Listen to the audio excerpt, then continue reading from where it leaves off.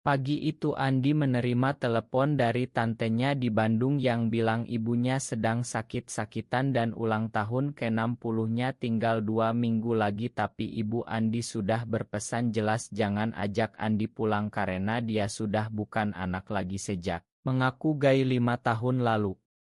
Tapi Andi justru meletakkan ponselnya lalu langsung membuka laptop dan mulai menyusun daftar undangan untuk pesta megah yang akan dia adakan di Jakarta meski tahu ibunya mungkin akan menolak hadir sekalipun.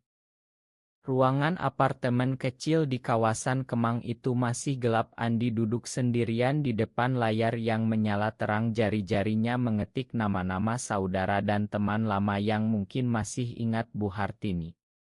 Rea baru pulang dari sekolah mengajar masih memakai kemeja putihnya langsung mendekat dan memeluk Andi dari belakang tanpa bertanya apa-apa dulu. "Kamu yakin hanya itu yang Rea ucapkan pelan?" Andi mengangguk meski dadanya terasa sesak seperti ada batu besar yang tidak bisa dia keluarkan. 5 tahun lalu ketika Andi pulang ke Bandung dengan membawa keberanian setelah bertahun-tahun menyembunyikan diri di kosan Jakarta, dia bilang "Dima, aku suka laki-laki" di depan meja makan. Pak Hadi langsung berdiri, kursi terjungkal, ibu hanya diam memegang sendok nasi, matanya kosong seolah anaknya baru saja mati. Sejak itu pintu rumah ditutup rapat, nomor telepon ibu berubah, tidak ada lagi kabar kecuali lewat Rina, kakak perempuan yang kadang mengirim foto ibu diam-diam. Andi sudah belajar hidup tanpa mereka, tapi ulang tahun 60 ini terasa berbeda, seperti ada suara kecil di kepalanya yang bilang ini kesempatan terakhir. Dia menghabiskan malam itu menghitung tabungan 20 juta lebih yang dia kumpulkan diam-diam dari proyek desain Grace Ortime. Hotel bintang 5 di Sudirman sudah dia booking balom kecil untuk 200 orang meski dia tahu paling banter hanya 100 yang datang. Rea membantu mencari endor makanan tradisional tumpeng lengkap dengan lauk pauk Jawa yang ibu suka, ayam ingkung, opor dan sambal goreng ati. "Kita buat ini untuk dia bukan untuk kita," kata Rea sambil mencatat di ponselnya tapi matanya penuh kekhawatiran. Pagi berikutnya Andi menelepon Rina yang langsung terdiam lama di ujung sana. "Kamu gila Andi. Ibu bilang dia tidak mau lihat muka kamu lagi." Tapi Andi tetap tenang. "Nih, ini ulang tahunnya Rin, aku hanya ingin dia bahagia 1 hari saja." Rina akhirnya menghela napas panjang dan setuju membantu mengajak beberapa saudara jauh tanpa bilang siapa yang mengadakan. Andi merasa seperti sedang berjalan di tali tipis di atas jurang, tapi setiap kali ragu dia ingat senyum ibu dulu saat dia kecil ketika ibu masih memanggilnya sayangku tanpa ada bayang-bayang dosa. Di kantor siang harinya Andi berpura-pura sibuk tapi pikirannya melayang ke masa kecil di rumah kayu di pinggir sawah Bandung tempat ibu mengajarinya membuat kue bolu dan bercerita tentang ayah yang sudah meninggal. Sekarang ibu tinggal sendirian dengan Rina yang sudah menikah dan punya anak kecil. Andi tahu masyarakat sekitar masih bisik-bisik tentang anak Bu Hartini yang aneh, tapi dia tidak peduli lagi. Yang dia pedulikan hanya satu, ingin ibu tahu bahwa cintanya tidak pernah hilang meski dunia bilang itu salah. Malam itu dia dan Rea duduk di balkon apartemen memandang lampu-lampu Jakarta yang berkelap-kelip. Rea memegang tangannya erat, "Kalau ibu tetap menolak, kamu janji tidak akan hancur ya?" Andi tersenyum tipis, "Aku sudah hancur 5 tahun lalu Re, sekarang aku hanya ingin memperbaiki yang tersisa." Angin malam terasa dingin tapi hangat dari pelukan Rea membuatnya merasa kuat untuk pertama kalinya dalam waktu lama. Besoknya undangan digital mulai dikirim lewat WhatsApp grup keluarga besar yang jarang aktif. Beberapa balasan datang cepat, "Wah, Andi yang ngadain." "Serius?" Yang lain diam saja. Andi tidak menunggu jawaban, dia langsung memesan dekorasi bunga mawar putih kesukaan ibu dan spanduk kecil bertuliskan "Selamat ulang tahun Bu Hartini tercinta". Setiap kali dia mengetik nama ibu jarinya bergetar tapi dia terus melanjutkan. Di akhir minggu pertama persiapan sudah 50%. Andi merasa seperti sedang membangun jembatan yang mungkin roboh kapan saja tapi dia tetap melangkah. Rina mengirim foto ibu yang sedang duduk di teras rumah memandang kebun kosong, matanya tampak lelah. Andi menyimpan foto itu di galeri ponselnya dan berjanji dalam hati, "Mas, sebentar lagi kamu akan lihat betapa aku masih mencintaimu." Persiapan memasuki minggu kedua, Andi mulai merasakan tekanan yang lebih berat.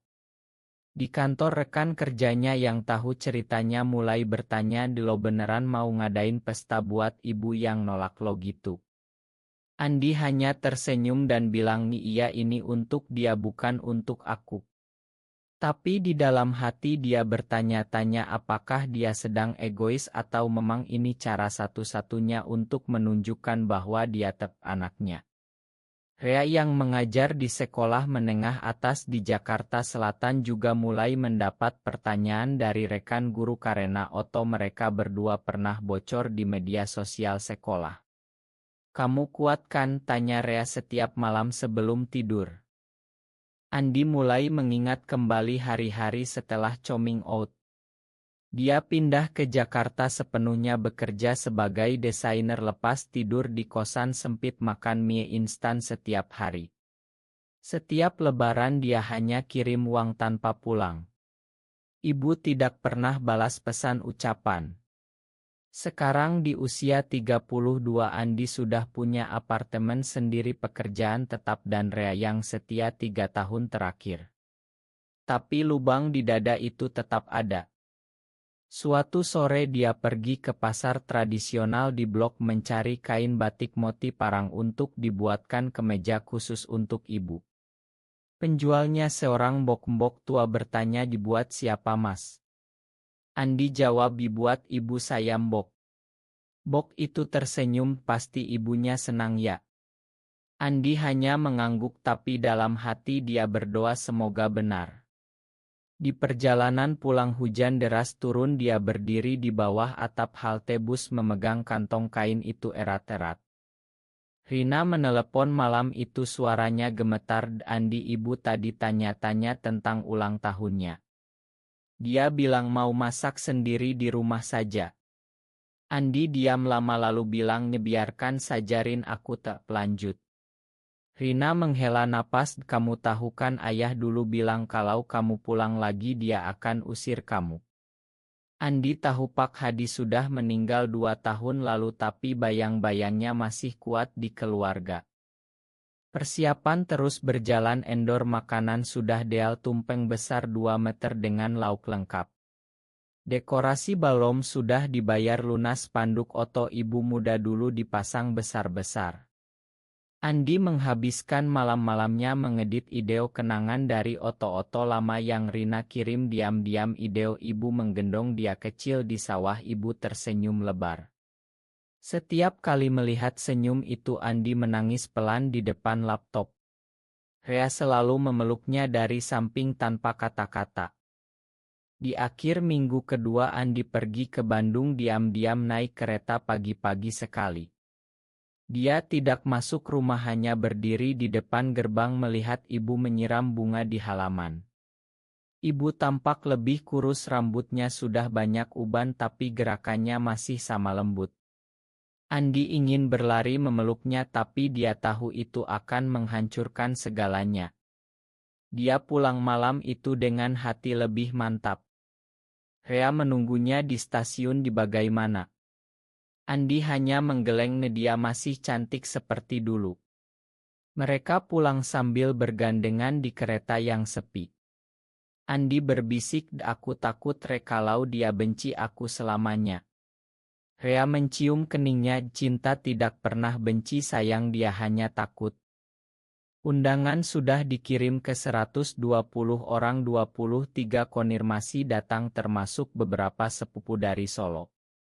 Andi mulai menulis pidato yang akan dia bacakan di pesta. Kata-kata itu keluar pelan penuh air mata. "Ma, aku tahu aku bukan anak yang kamu harapkan, tapi aku tetap anakmu." Dia baca ulang berkali-kali sampai hal. Di kantor bosnya memanggil Andi ke ruangan. "Kamu kelihatan capek banget akhir-akhir ini. Ada masalah?" Andi tersenyum. "Cuma urusan keluarga, Pak." Bosnya mengangguk, mengerti karena dia sendiri pernah cerita tentang anaknya yang beda. "Kalau butuh cuti bilang ya." Andi berterima kasih dalam hati. Malam sebelum pesta, Andi dan Rea tidur berpelukan erat. Andi tidak bisa tidur lama memandang langit-langit kamar. Besok adalah hari, besok ibunya akan tahu bahwa anaknya yang salah itu masih mencintainya dengan cara yang mungkin tidak dia mengerti. Hari tiba, cuaca Jakarta cerah tapi hati Andi berdebar kencang. Pagi-pagi dia sudah di hotel mengawasi penataan meja-meja bunga dan sound system. Rea datang lebih awal membawa kemeja cadangan untuk Andi yang basah keringat karena tegang. "Tenang sayang," bisik Rea sambil merapikan kerah kemeja Andi. Tamu mulai berdatangan, sepupu-sepupu dari Bandung dan Solo saling berpelukan bertanya kabar, tapi mata mereka semua mencari-cari sosok Bu Hartini. Rina datang dengan suami dan anak kecilnya. Dia memeluk Andi. "Lama ibu masih di rumah?" Dia bilang mau datang sendiri dengan sopir.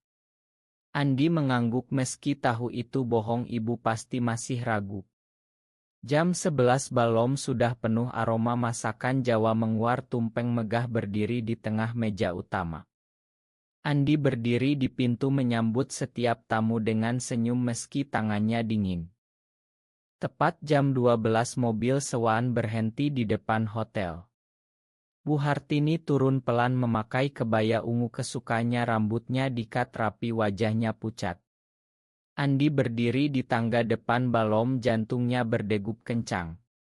Ibu melihatnya langsung berhenti langkahnya, mata mereka bertemu. "Andi," suara ibu hampir tidak terdengar. Andi melangkah maju. "Ma, selamat ulang tahun." Ibu tidak memeluknya, hanya berdiri kaku lalu masuk ke balom diringi Rina. Tamu-tamu bertepuk tangan pelan, suasana langsung tegang. Andi mengikuti dari belakang merasa seperti anak kecil lagi yang takut dimarahi. Di meja utama ibu duduk diam memandang tumpeng besar itu. Andi duduk di sebelahnya tapi tidak terlalu dekat. Rea duduk di meja sebelah memberikan dukungan lewat pandangan mata. Acara dimulai dengan doa bersama lalu makan siang. Andi melihat ibu hanya menyentuh nasi sedikit, matanya sering melirik ke arahnya. Setelah makan Andi berdiri di depan mikroon, tangannya gemetar. "Terima kasih semua sudah datang. Hari ini kita rayakan ulang tahun ibu saya Bu Hartini yang sudah 60 tahun menjadi tulang punggung keluarga kita."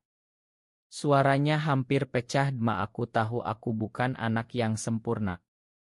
Aku tahu pilihan hidupku membuat Mama kecewa. Tapi hari ini aku ingin Mama tahu bahwa aku masih mencintai Mama dengan seluruh hatiku." Ruangan hening, semua mata tertuju ke ibu. Bu Hartini menunduk, air mata jatuh ke pangkuannya. Andi melanjutkan, "Aku juga ingin memperkenalkan seseorang yang sudah menjadi bagian penting dalam hidupku." Dia melirik Rea yang berdiri dan mendekat. "Ini Rea, pacarku. Dia yang selalu mendukung aku untuk melakukan ini." Tamu-tamu saling berbisik, beberapa tersenyum simpati, yang lain menunduk tidak nyaman. Ibu mengangkat wajahnya perlahan, matanya penuh air mata, tapi ada sesuatu yang berbeda di sana, bukan hanya sedih tapi seperti ada rasa sakit yang lebih dalam. Andi merasa jantungnya mau copot. Dia melangkah mendekat ingin memeluk ibu, tapi ibu mengangkat tangan pelan. "Cukup Andi." Suara ibu pelan tapi tegas. Suasana langsung beku. Andi berdiri terpaku. Rea memegang bahunya pelan. Ibu berdiri pelan, tangannya gemetar. Kamu pikir dengan pesta ini semua akan baik-baik saja? Kamu pikir aku bisa tersenyum melihat kamu bersama dia? Kata-kata itu keluar pelan tapi menusuk. Beberapa tamu menunduk malu. Rina mencoba mendekat tapi ibu menggeleng. Andi merasa dunia berputar. Aku hanya ingin, tapi ibu memotong. Kamu sudah memilih jalanmu, Andi. Aku sudah berusaha menerima, tapi setiap kali aku lihat kamu aku ingat bagaimana aku gagal mendidikmu. Air mata ibu jatuh deras. Hari ini seharusnya bahagia, tapi kamu buat aku ingat lagi semua rasa malu itu. Andi mundur selangkah, dadanya sesak. Tamu-tamu mulai berbisik lebih keras. Rea memeluk Andi dari samping. Sudah cukup sayang. Tapi Andi tidak mau menyerah. Dia mengambil keputusan terakhir yang sudah dia pikirkan berhari-hari. Kalau mama tidak bisa menerima aku seperti ini, maka aku akan pergi selamanya. Aku akan pindah ke Singapura dengan Rea bulan depan. Ini keputusan akhirku. Aku lakukan ini karena aku ingin mama bebas dari beban aku. Ibu terdiam, wajahnya memucat, tangannya memegang dada. Ruangan hening total. Tiba-tiba ibu terhuyung. Rina berteriak, "Ibu!" Ibu jatuh ke lantai, tangannya masih memegang dada. Tamu panik berlarian memanggil ambulans. Andi berlutut di samping ibu memegang tangannya yang dingin. "Dimamakan aku," tapi ibu hanya menatapnya dengan mata yang kosong, air mata masih mengalir. Di rumah sakit dokter bilang ibu mengalami stroke ringan, bagian wajah kirinya lumpuh sehingga senyumnya tidak akan pernah sama lagi. Andi duduk di koridor rumah sakit memegang kepalanya, Rea di sampingnya memeluknya erat. Rina keluar dari ruang ICU, matanya merah. Dokter bilang kemungkinan besar sisi kiri wajahnya tidak bisa tersenyum lagi. Andi menangis tanpa suara.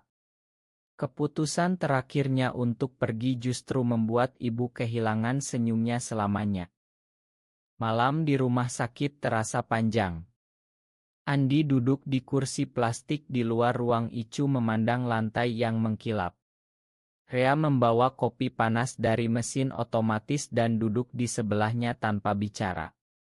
Sesekali perawat lewat, suara sepatu mereka menggema di koridor sepi. Andi memikirkan setiap kata yang dia ucapkan di pesta tadi, setiap keputusan yang dia ambil sejak 2 minggu lalu. Apakah dia salah? Apakah dia terlalu egois? Rina keluar sebentar membawa tas ibu. Dokter bilang kondisinya stabil tapi pemulihan akan lama. Sisi kiri wajahnya ya begitu. Andi mengangguk, tidak sanggup menatap mata kakaknya. "Kamu pulang dulu, Rin, istirahat. Aku yang jaga." Rina memeluknya laman. "Kamu juga istirahat, Andi. Ini bukan salahmu sepenuhnya." Tapi Andi tahu itu bohong. Pagi harinya ibu sudah sadar tapi tidak bisa bicara jelas. Andi masuk ke ruangan memakai baju steril. Ibu memandangnya lama, mata kanannya masih bisa menunjukkan emosi tapi sisi kiri wajahnya kaku. Andi duduk di pinggir ranjang memegang tangan ibu yang dingin. "Ma, aku di sini."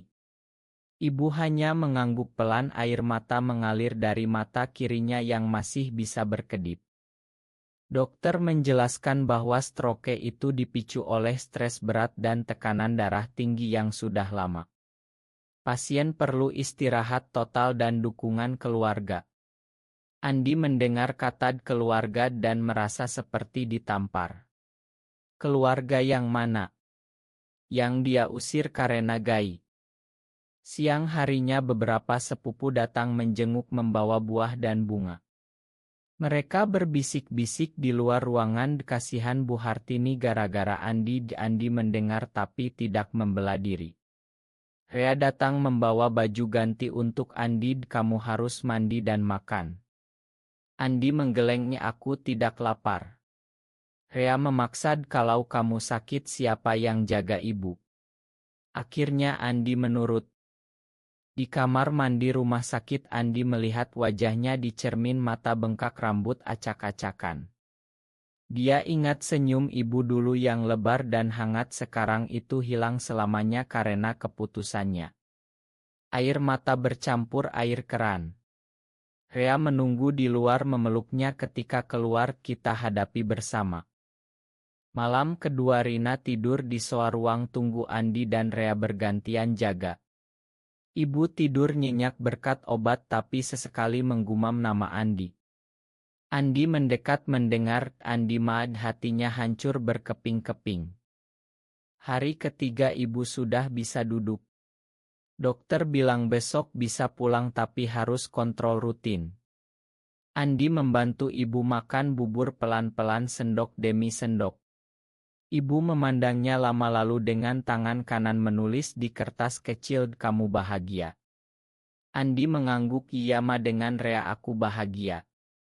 Ibu menunduk lama lalu menulis lagi aku coba terima. Andi menangis pelan memeluk ibu hati-hati. Tapi senyum itu tidak pernah datang lagi. Setiap kali ibu mencoba bibir kirinya hanya miring kaku. Andi merasa seperti melihat luka yang dia buat sendiri. Di malam keempat Andi duduk di balkon rumah sakit memandang lampu kota. Rea berdiri di sampingnya kamu masih mau pindah ke Singapura. Andi menggeleng pelan tidak lagi Re. Aku tidak bisa tinggalkan dia seperti ini. Rea tersenyum tipis kamu sudah dewasa sekarang. Pulang dari rumah sakit ibu dibawa ke rumah Rina di Bandung. Andi ikut serta membawa tas-tas obat dan pakaian. Rumah kayu itu masih sama seperti dulu hanya saja halamannya lebih rapi. Ibu duduk di kursi goyang di teras memandang sawah yang mulai menguning. Andi duduk di sebelahnya memegang tangannya. Ma kita mulai lagi ya dari awal. Ibu mengangguk pelan tangan kanannya meremas tangan Andi. Hari-hari berikutnya Andi tinggal di Bandung bekerja remote dari kamar lamanya. Rea datang tiap akhir pekan membawa makanan kesukaan ibu.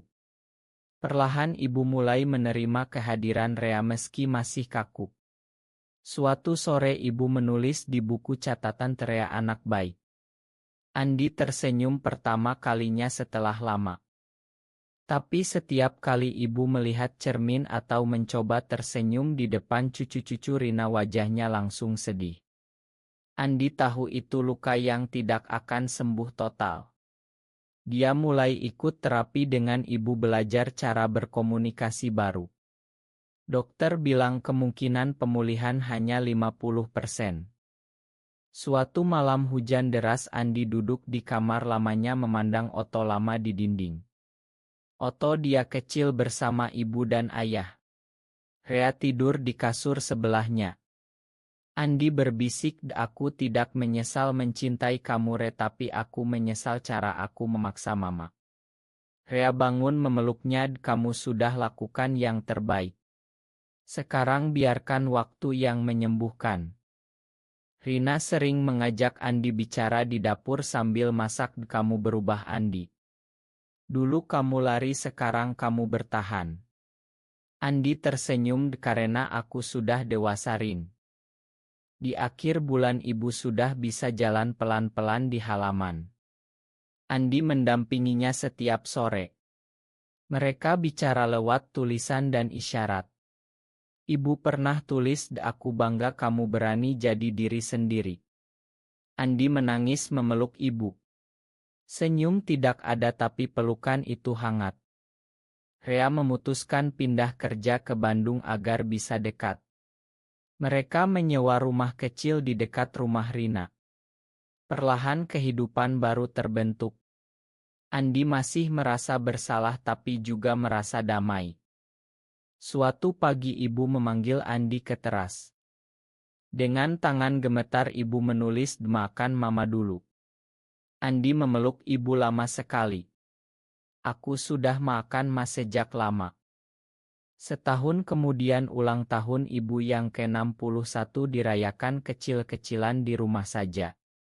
Tidak ada pesta megah, hanya keluarga dekat, tumpeng kecil dan doa bersama. Ibu duduk di kursi utama memakai kebaya baru hadiah dari Andi. Wajah kirinya masih kaku tapi matanya penuh cahaya. Andi berdiri di depan semua orang memegang tangan Rea. "Ma, terima kasih sudah menerima kami." Ibu mengangguk pelan, tangan kanannya melambai pelan. Rina dan suaminya tersenyum, anak-anak mereka bermain di halaman. Malam itu setelah tamu pulang, Andi dan Rea duduk di teras bersama ibu. Angin malam sejuk, bau tanah basah setelah hujan. Ibu menulis di buku catatannya, "Kalian menikah saja kapan?" Andi dan Rea saling pandang tertawa pelan. "Insya Allah Ma, tahun depan." Andi memandang ibu yang sekarang tersenyum dengan setengah wajah, tapi senyum itu lebih indah daripada sebelumnya karena penuh penerimaan. Dia tahu luka itu masih ada, tapi mereka sudah belajar hidup dengannya. Di akhir cerita ini pertanyaan untuk kita semua, benarkah seorang anak harus mengorbankan identitas dirinya demi senyum orang tua, atau orang tua harus belajar menerima anaknya apa adanya meski itu berarti kehilangan senyumnya sendiri? Benar atau salah?